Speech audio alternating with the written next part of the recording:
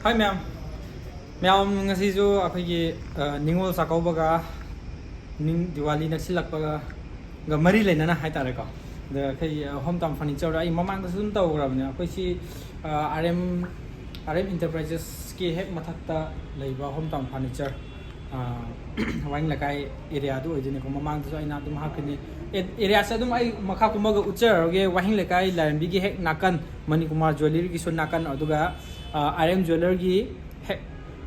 second floor hai tare ko RM Jeweler na first floor re leire aduga sigi hometown furniture sina second floor da oidone adu leiriba price ya hana gi price to adu gi amuka tathoga ningol chakauba ga Diwali gi offer pithok to ni ko adu leiriba pot sing dum yeng halake adu duga pricing su loina yeng halage lao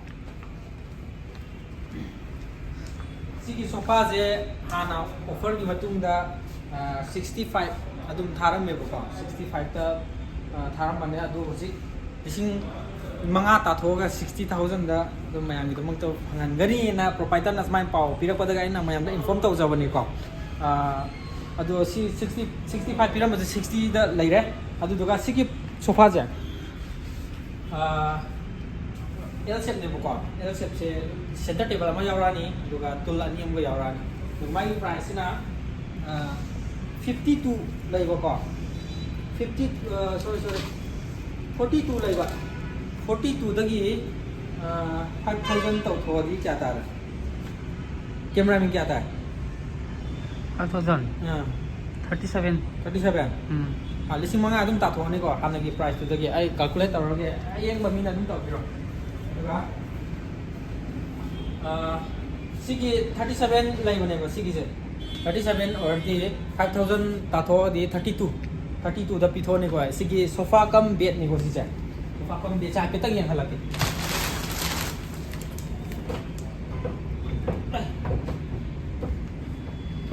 ai na ra ai ka bai ra ai tabi ni plop jingu plop yar manung ga lok tar man aman hai ga la tha ba sofa kam bed ni sofa so oi ba do ching tho ko phamu oi ba ya ba du ne ba ko adu duga sigi sofa ji ju center table ama yaure sidi kita adum khra phaje magi price 65 lai si je adum 60000 da adum loba ya ni ko adu leiba dressing table sing je hanagi price adu dei adum khra adum tar ga pira ni wardrobe kumba putu face kumba sidi adum 18 19 adai da adum lei ko adu anambana sofa gi han adum chara la sigi dining je sigi dining table je hana adum 18 gumba adum yolam no ko moi material se tongan tongan bai ra khang de ko udi une do 15000 adum thado si je adu duga sigi table je study table aduga office table hai tar keyboard ki drawer am yaujare side sum yaujare ko drawer am yaujare sigi maka da sum yaure maka da khong ne pam adu CPU kai ga thambam do yaure si sina only 5000 da dum thadu e ko do sigi sofa je 58 leiba 58 te ge dum 5000 ta tho di 53 da dum phang bi ra ga ni ko sigi sofa je mai gi set si oi de ni 63 oi de ro 32 oi de ra mai oi ma ko mai center table yaw dre do sigi sofa je sigi sina 45 leiba adu 40000 da dum thadu e ko nagan gudan orga masai na mai na cushion hapa no law adu sigi sofa 3 seater gi je single seat ne bo ko 3 seater je only 3 seater je 20000 da dum thadu ni si no si du kitang adum ta ba ya gi ni aina zum khanja bu da ko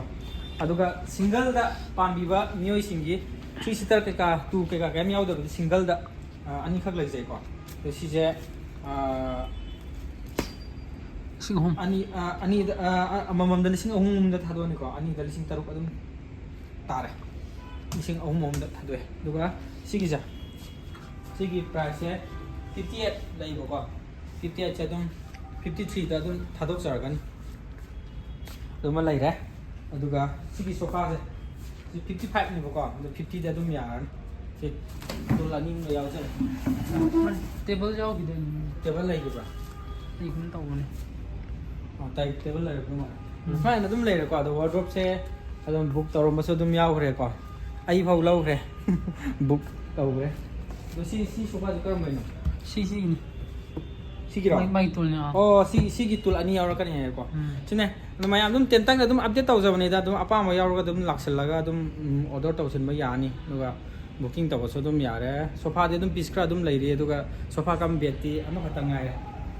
ꯃꯌꯥꯝ ꯁꯤ ꯍꯥꯏꯔꯒ ꯑꯗꯨꯝ ꯂꯣꯏꯁꯤꯟꯖꯔꯒꯦ ꯑꯗꯨꯝ ꯄꯥꯝꯕꯤꯕ ꯏꯆꯤꯜ ꯏꯅꯥꯎꯁꯤꯡꯅ ꯑꯗꯨꯝ ꯂꯥꯛꯑꯒ ꯑꯗꯨꯝ ꯌꯦꯡꯕ ꯌꯥꯔꯒꯅꯤ ꯑꯗꯣ ꯗꯤꯂꯤꯚꯔꯤꯒꯤ ꯈꯨꯗꯣꯡꯆꯥꯕꯁꯨ ꯑꯗꯨꯝ ꯂꯩꯀꯣ ꯑꯦꯗ꯭ꯔꯦꯁꯁꯦ ꯑꯃꯨꯛꯇꯪꯒ ꯍꯥꯏꯖꯔꯝꯒꯦ ꯋꯥꯍꯦꯡ ꯂꯩꯀꯥꯏ ꯂꯥꯏꯔꯦꯝꯕꯤ ꯃꯅꯥꯛ RM ꯖꯨꯋꯦꯂꯔꯁꯀꯤ ꯍꯦꯛ ꯃꯊꯛ ꯍꯥꯏꯇꯥꯔꯦꯀꯣ ꯁꯦꯀꯦꯟ ꯐ꯭ꯂꯣꯔꯗ ꯂꯩꯕ ꯍꯣꯝ ꯇꯥꯎꯟ ꯐꯔꯅꯤꯆꯔꯗ ꯑꯗꯨꯝ ꯂꯦꯡꯁꯤꯟꯕꯤꯔꯛꯑꯣ ꯊꯦꯡꯛ ꯌꯨ